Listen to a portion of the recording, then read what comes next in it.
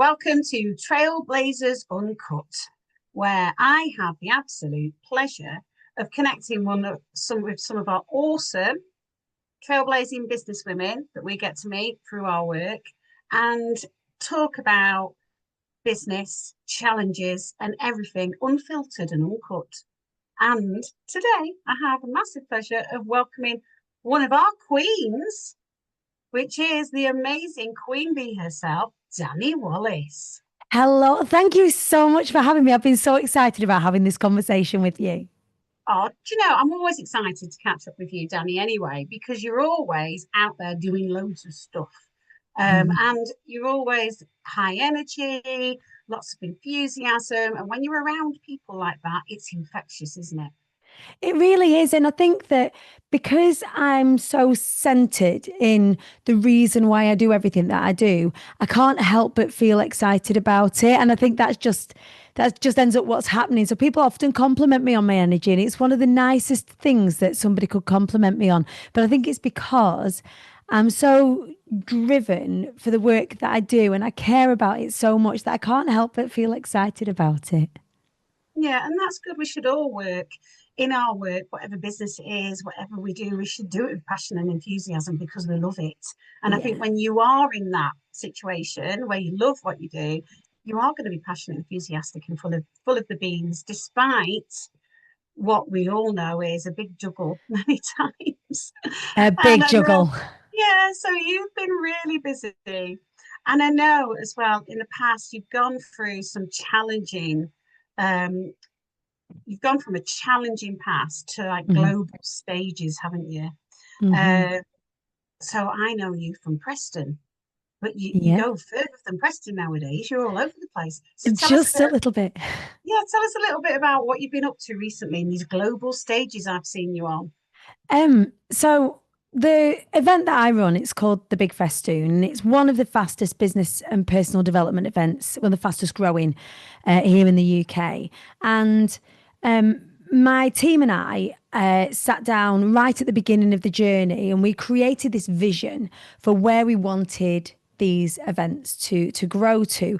Our value set and our reason for being is creating safe spaces to have conversations that matter. And that's really like where we're centered.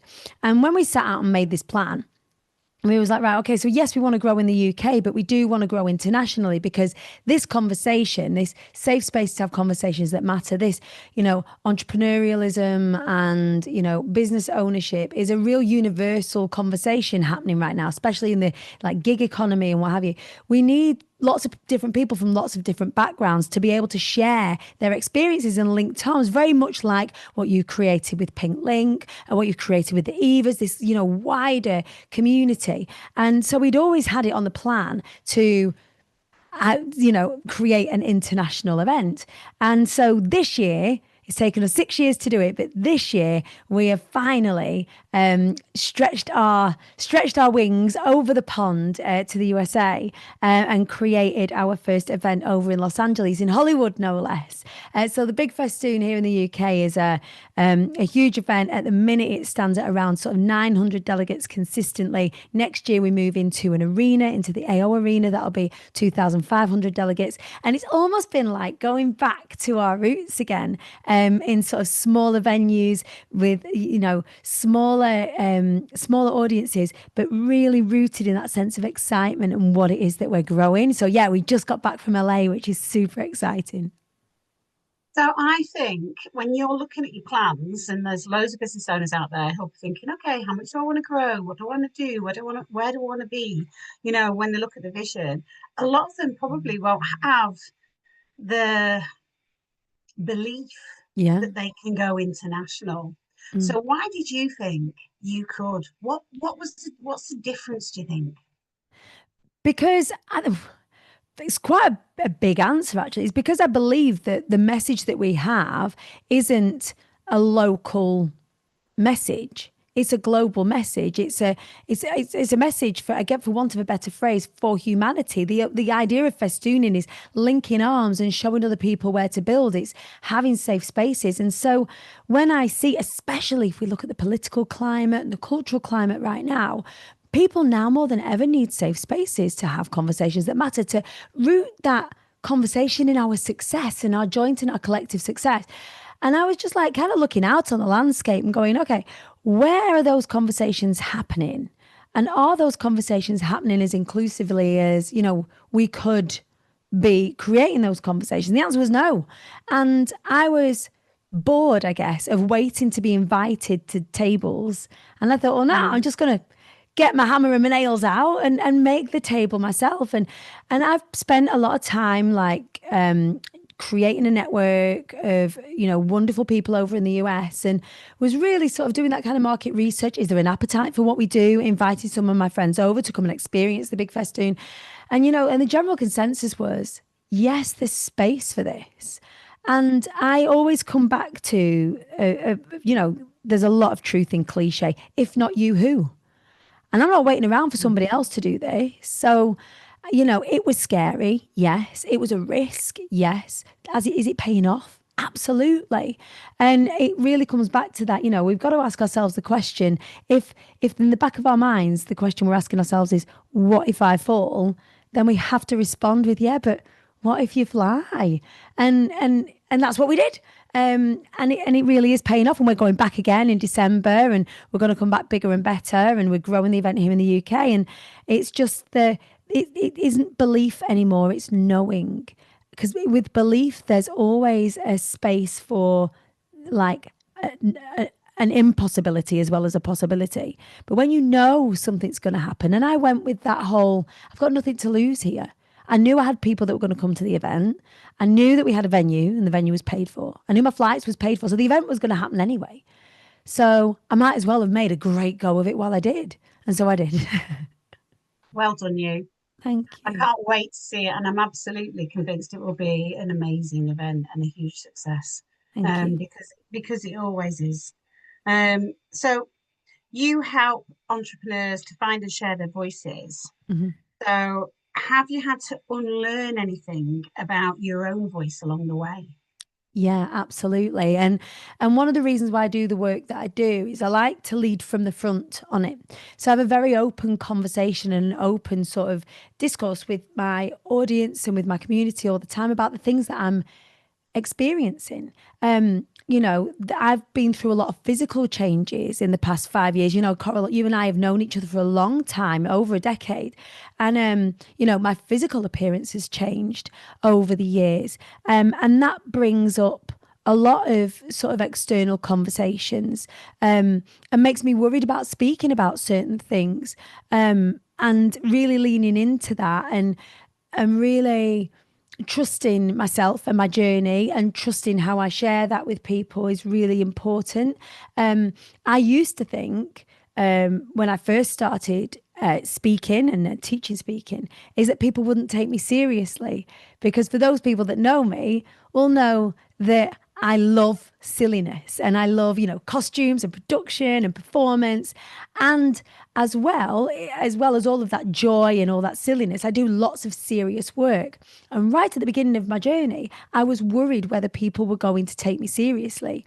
And actually, by leading from the front with this, it's allowed me to show and prove to people that the two don't have to be mutually exclusive. I'm a very serious businesswoman. I take what I do very seriously. The work that we do impacts the world for the better. The work that I do with my speakers helps them impact the world for the better. Can we do that joyfully? Absolutely, yes, we can. And so right at the beginning when I was scared, can I absolutely be my whole self out in this business space? Will I be taken seriously? But by deciding to, I'm going to be me regardless of wherever I am on this journey, I'm just going to be absolutely me and unapologetically so, has allowed me to be the leader that I am. Other people who might be a little bit, left of the middle, who might be a little bit quirky, who might be a little bit do things differently and see things differently, will see somebody like me and see the success that we've created. We're a 7-figure business now, and say, do you know what? Maybe I can too. And so by me not censoring myself in all of, whether it's what it is that I'm saying or, what it is that I'm wearing or how it is that I'm showing up, actually helps me be a better leader and helps me be a better community leader, because other people will see that and do that for themselves. Do I think the world needs more replicas of me? No. Do I think that the world needs more people to be themselves unapologetically? Yes. And really, by allowing myself to do it, it's helped other people do it too. I was just about to say that because for me, when I see you doing what you do in some of your outfits and, doing what you can tell you do it with joy and you love it. But I think you're giving permission to other people, Hmm. i.e. to say, this is okay, because there's times I've done things in my life where, for instance, when I've done like tough mudders and things like that, where Yeah. you can be in mud, and it's just like joyous to be going boom. And I'm in a bath full of, like, outside in a pool that's full of mud and I'm covered in mud, it's everywhere. And you Hmm. just think it's very childlike. And Yep. it's the same with dress up, isn't it? When we Yep. do stuff like that, it's like we're able to release that inner child and Hmm. just go, I really enjoy this and I'm having fun. And I think that's when I see you doing what you do, it reminds me of times I feel like that with me when I'm sort of giving myself permission. And I think you're saying to other people, this is okay, we can do this. Yeah, we can. Work. It really upsets me when people are so stressed or hate their work or hate their job. When we spend 75% of our lives doing that thing, whatever it is that, generates that money to keep us, to keep ourselves clothed and roofs over our head and food in our bellies and our children looked after. Like, I cannot imagine anymore. And I've been in that position where I've hated what I've done. Um, and it made me so sad, and it makes me sad when I see other people that are out there that feel like they're stuck. And I just feel like if I can share and show and give examples of and share spaces whereby you can see where you can learn through joy, we can work with joy, as well as all of the other really serious parts of business, the data, the sales, the marketing, all of the bits we take very, very seriously. Those two don't have to be mutually exclusive. And also, one of the reasons why I do what I do is that the costumes and the singing and the fun is an extension of storytelling, is an extension of me creating things like analogy and metaphor to help people learn. So what I'm really doing is showing the the lengths to which you can go, and people can still take you seriously. But also, when I'm wearing different costumes or I'm talking about different things and really quirky things, it all stitches back to a very serious message. And people learn just as we did, like children, through joy and through storytelling and through metaphor. And I just like to use the theatrical layers of that to help share that. So everything has a reason and everything has a purpose. I'm not doing it just for the sake of doing it. Everything I do is really intentional, and everything really links back to some sort of learning. Like the bee, for example, people will see me in a bee costume, looking silly, singing, Queens Don't Stop Me Now. And actually, what I'm doing is taking up space audaciously, like walking into rooms like, in the Evas and the community mixes that we have and all of that sort of stuff, walking into the room, audaciously taking up space. Hopefully, someone else will be inspired to audaciously take up space where they might not have felt safe to beforehand. Yeah, totally. But you mentioned the Evas then. So obviously you came through the Evas back in 2022. You won One of the the proudest moments of mine. And my mum was there. It was such a proud moment. so obviously that was back in 2022 when you won the Training and Coaching Award. So going back, it's a couple of years now. What changed for you after that moment, do you think? And how did you use that platform to level up? Well, like I said, it was one of the proudest moments of my life today, especially where business is concerned, to be recognized by my peer group, by people that are further along in business, the work that I'm doing, not just with the Big Festoon and with the speaking coaching and the training, but also within the Fly Anyway Foundation, which is the CIC that I run, where we help people who've experienced domestic abuse build businesses. To have that recognition from my peer group was a real moment of, oh, I'm doing it. It's not just um, it's not just my idea, but people are seeing what I'm doing and they're taking it seriously. And sort of that recognition and that validation really helped me move all the chess pieces further, make bolder moves. And the support that I've had from yourselves and the support that I've had from the Eva since. Has been wonderful. Like, to be a part of that community, even 3 years after, being a finalist and winning the award, has helped me really stay connected and really stay, growing my network all the time. And so the Eva's community is such a powerful community to be a part of, not just at point, but going through the process of applying or being nominated, actually, going through the process of the judging, going through the process of enjoying the evening, but the community afterwards and the support that you get in the room afterwards as well has been really pivotal for me and my self-belief, and having that, obviously the kudos of winning the award is great, don't get me wrong, but it really transcends the award in and of itself. It really does. The community has meant the world, and the support from the Eva's community is something that I really lean into, especially when I'm struggling with that self-belief. No, actually, my peers have got me. They're the hands at my back still. You guys still share the things that I do on social media. You don't have to do that. You'll be thinking about what you're doing in the next lot of awards and the next lot of finalists. And I just think that's beautiful. And it's not done enough out there in the wider world. And I'm very, very grateful. Oh no, we love what we do. I.e., we have passion and drive for Right. it, and you guys always inspire us, and we love having you around in our community. Mhm. But we also enjoy seeing what you continue to do and how everybody continues to grow. And you Mhm. think, wow, that's amazing. Look at her flying. You Yeah, know? absolutely. And I think, you know what? I think that's why we get on so well, because like our businesses actually do similar things in different fields, right? We're the hands at each other's backs. We link arms, we raise each other up. And it's just magic, isn't it? What magic we can create when we allow ourselves to do that and step back. Because, without getting political, the patriarchy doesn't want us to do that. Not really. Doesn't want us to be powerful women. Doesn't want us to be, really step into what it is we're capable of. Because look what we do when we do. And especially when we do it when we all come together, Yeah. because the power of doing things together. Well, we're like Um, the Avengers. yeah, it's you can achieve so much more when you do things collaboratively. Yeah. Now, I obviously know a lot about your background, your history, and I know obviously you had a lot of trauma Mhm. previously in your life, but Mm. you've turned that trauma into fuel. So, what's your advice to someone who's still in survival mode, Mhm. but dreams of building something bigger and I think better? I think there's two things that I'd like to say. First of all, you don't owe anybody your trauma. Like if you've been through something, you don't owe anybody's success. Um, like the very fact you've experienced trauma and that you're healing and that you're the focus on your healing should be the first thing that you always do.